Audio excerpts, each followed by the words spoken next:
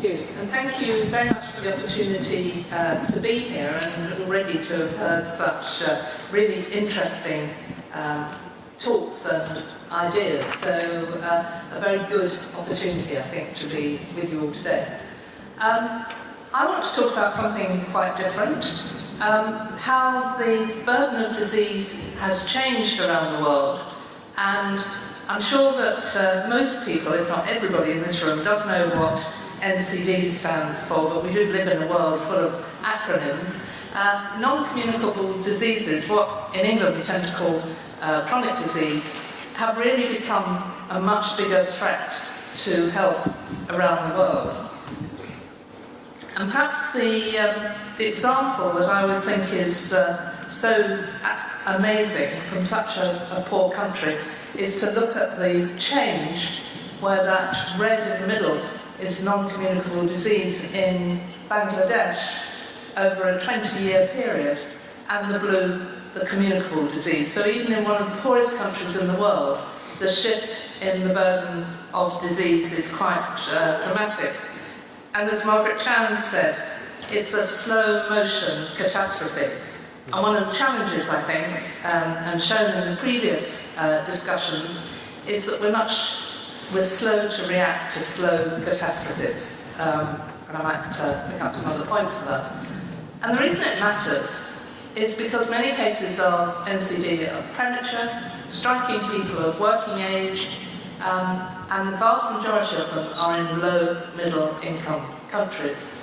They are phenomenally expensive on countries and on our health systems, but they are also falling hardest on those least able to afford it. I think many people still think chronic disease is a disease of affluence, it's big fat Americans followed close behind by big fat Europeans, but it isn't, and they are increasingly widening social inequalities, limiting access to medications, and often catastrophic for families. Early retirement, death, children, particularly girls, often pulled out of school to care for sick parents. I think the World Economic Forum often doesn't get the credit for, in my view, having put NCD epidemic on the map globally. They, every year, look at a survey asking people, mainly chief executives of big companies, of the severity factor, that's the vertical axis, and the likelihood of it happening.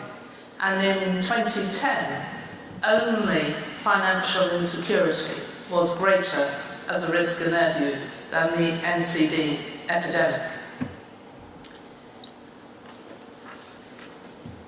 But we know what to do about these, and I think this is in a way the challenge to some of the earlier comments. We know that if we get rid of tobacco, if we increase our physical activity, and we have a healthier diet, we can prevent vast numbers of these conditions. That's simple, well, sort of. And it can be afforded, and it's effective. And yet, what do the figures look like currently in many of our countries? So if you look at smoking, I often think, particularly in the richer countries, we behave as if we've dealt with smoking, so we've got rid of it all, and that's because probably most of people like us often don't live around cigarettes anymore, we don't see it. But the differences in different countries, and most dramatically, I think, the difference in gender. And you can guarantee that as we speak, the tobacco companies are targeting women in low-income countries. But even in a country like mine, in England, we think we've done very well. Our level of smoking on average is under 20%. But in the poorest parts of England, it's 50%. So inequalities in many of these, what we would call risk factors, are huge.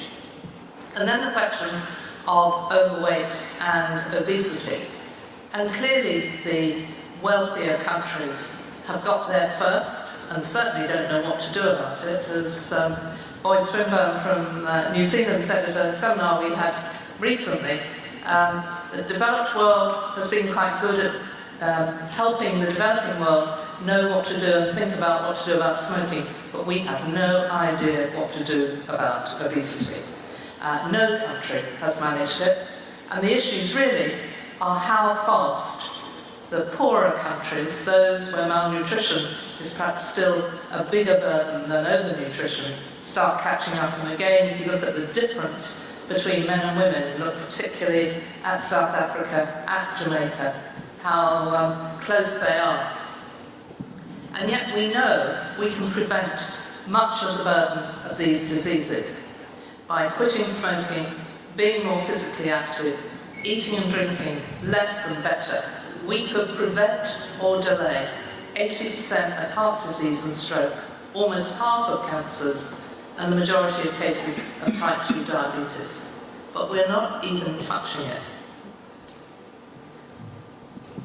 Expenditure on NCDs hasn't been close to reflecting their devastating impact, but there is now some sign of action. Firstly, the high-level meeting on NCDs in 2011, and I'm so excited by being in the UN that have a photograph to prove that we were there. WHO now has its global action plan following that on the prevention and control of NCDs, and one of the SDGs is to reduce by 1/3 premature mortality from NCDs by 2030 through prevention as well as treatment and promoting mental health and well-being. So we at C3 exist to try and find ways to tackle this NCD epidemic. And we do this very much by catalysing action in the wider community. One of the problems with prevention, one of the problems with NCDs really, is the people who know about it, the people who understand it, who see the suffering, are the healthcare world. But they don't actually have any of the levers that enable prevention.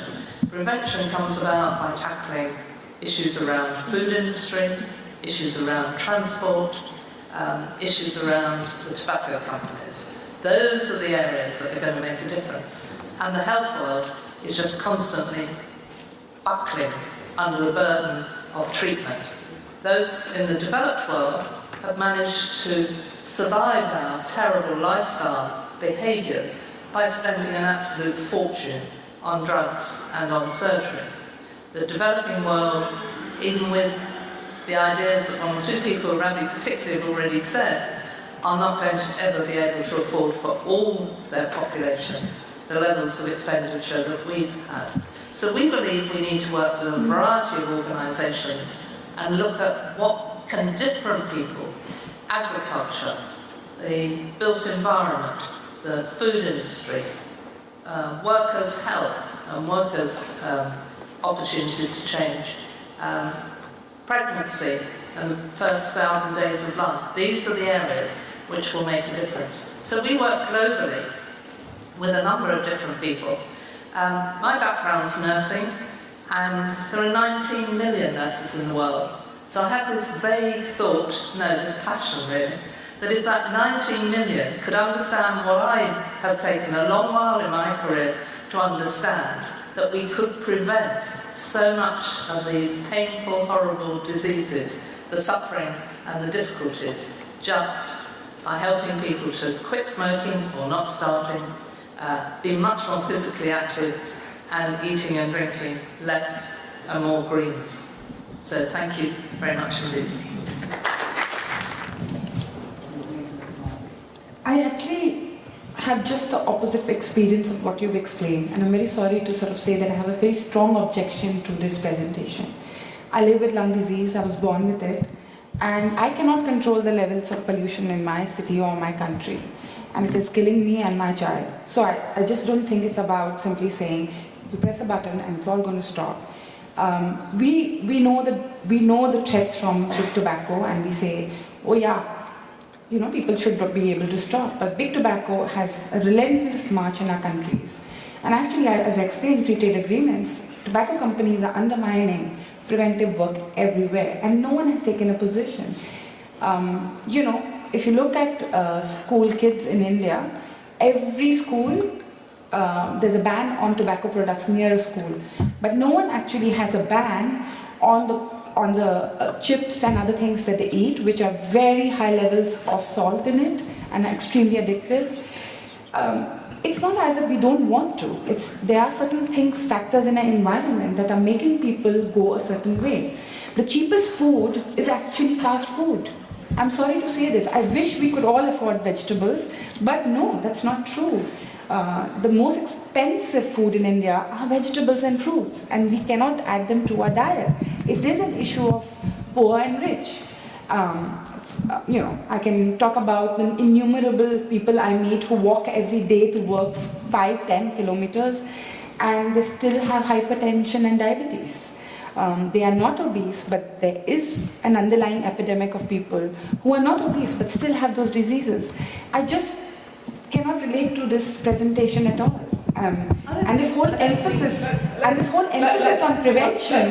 Let's hear a response. No, and the last thing I wanted to say is this whole emphasis of pitching prevention against treatment is precisely the kind of trap we avoided in HIV. I think we need to emphasize prevention where early testing and testing people's blood pressure, letting them know what it is, makes a huge difference in giving them the right treatment. Okay, so let's There's a real problem with this presentation, I would like to say. Let's hear Christine's perspective, and then I'm sure we'll hear other perspectives, because as ever, this is always a topic of lots of discussion. I'm not sure that we're saying anything that different. The issue of how tobacco is sold is absolutely right. The issue of food industry is absolutely right. There are some things individuals can do, but the vast majority, hence mention of things like agriculture, the built environment, all of those are very significant. Another question? The argument about healthy food is a good one, but the difficulty in a developing country where there are high levels of poverty is when you explain to the poor what they should be eating, it's actually highly unaffordable.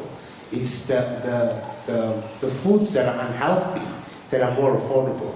And so while we go down this path of trying to encourage the poor to do the right thing, it's very difficult for them to comply, because the patients come back to us and say, well, if I had to do this, I'll have to spend my entire salary doing this. I can have fried chips and bread, and I'm full. And these vegetables that you're asking me to buy is going to cost me my entire salary. So let me ask Christine a question in a slightly different way.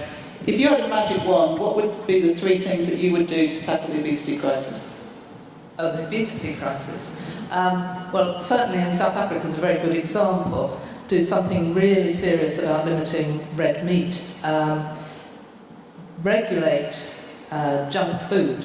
Particularly around schools, I think, massively, and really focus on the environment in terms of physical movement, not sport, but just the ability to. It's really interesting how sometimes there are various countries, some rich and some poor. Talking to somebody before the Ebola epidemic about working in Sierra Leone. And he in fact went there, but he said one of the things that really put him off was the complete difficulty of actually taking physical activity by living in Freetown. And you could say the same about some American cities as well. It's not a rich country versus poor country, so making it easier to take physical activity, harder to eat manufactured junk food, and seriously limiting, I think, the heavy dependence on red meat, which is also a climate change disaster, not just an obesity disaster. Okay, thank you. Other questions? I think this one. Yeah. And I recognize the concerns expressed by my colleague from India. However, this underscores the need for an all-of-government approach to tackling the NCDs. And certainly, although the individual has a responsibility to ensure that he eats right, get exercise, and do all the other things correctly, this needs to be supported by proper policy at the national level. I think in the Barbados experience, we've sought to incorporate something like 8 or 9 ministries of government in the fight against the NCDs. And only last year we introduced a sugary drink tax. We've also had the Ministry of Finance reduce taxation on the basket of healthy foods while increasing on those unhealthy foods. So there are a number of policy decisions across government which are necessary to support the individual's efforts to live a healthy life. You cannot achieve it by one and not the other. It must be a united effort. Thank you. Absolutely. I think some of them are very complicated, some are slightly bureaucratic about health impact or health in all policies, but the principle of getting across government and across the rest of society, one bit can't do it all. Absolutely. Hi, thank you, Christine, for that lovely talk. It's really interesting. I'm a GP by background, so a practicing doctor. My name is Dr. Daisy Bennett, and I practice in the UK. So coming from that background, I'm a huge fan of prevention, and I really believe in what you've just discussed. And it's so important to try and tackle issues like smoking, obesity and eating healthily, including what Lena's mentioned about trying to promote and really educate the general public on a healthy lifestyle, both in terms of nutrition and exercise. Having said that, my question is about plain packaging of cigarettes, and how has that impacted globally with the plain packaging on cigarette smoking and the impact on health, respiratory conditions? That's the first question. Secondly, regarding healthy lifestyles and obesity, in the UK we are discussing, for example, trying to reduce the number of fast food shops and takeaway shops around schools, so try to tackle childhood obesity, which has also become a big issue and problem. So we're really trying to educate the general public on healthy eating, nutrition and exercise. But my question is on the plain packaging of cigarettes and how that has impacted around the world on smoking levels. My understanding is there's probably only Australia, and it's new there to really begin to look at evidence, but the UK has just had an ultimate final victory over the tobacco industry, and I think it's too early to know. But I think the thing that's really dramatic is the speed with which banning smoking in public places and at work has impacted on health, and I think both Ireland and Scotland showed amazingly rapid results, not only in heart attacks, but in things like premature births, miscarriages, amazingly quick.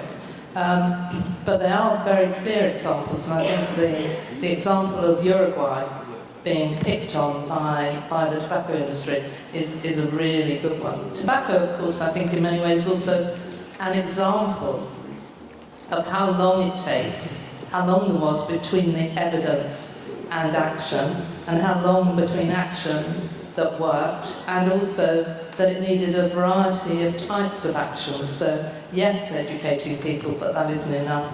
Price and regulation or law were all needed before there was a real impact on our levels of smoking. And on one level, tobacco is much easier than food. Food is very complicated. I mean, food, we need food. We certainly don't need cigarettes. So I think it's a much tougher battle. And as I understand it, no country outside war or sort of barricading in terms of Cuba has actually seen a society reduce its weight. So we don't know how to do it. But we're trying lots of things, and I guess that's the right way forward. So maybe there's a lesson in that. I mean, maybe we do need to be that draconian. I have to say, as a child who suffers terribly, I would actually like us to have it much more draconian. I would like her to not be able to order a pizza.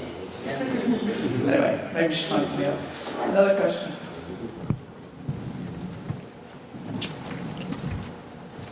Raymond Anderson, coming from the Commonwealth Pharmacists Association, and it's really linking a question with one of the earlier presentations, and that is looking at free trade agreements. And are free trade agreements likely to help or hinder governments manage the obesity crisis?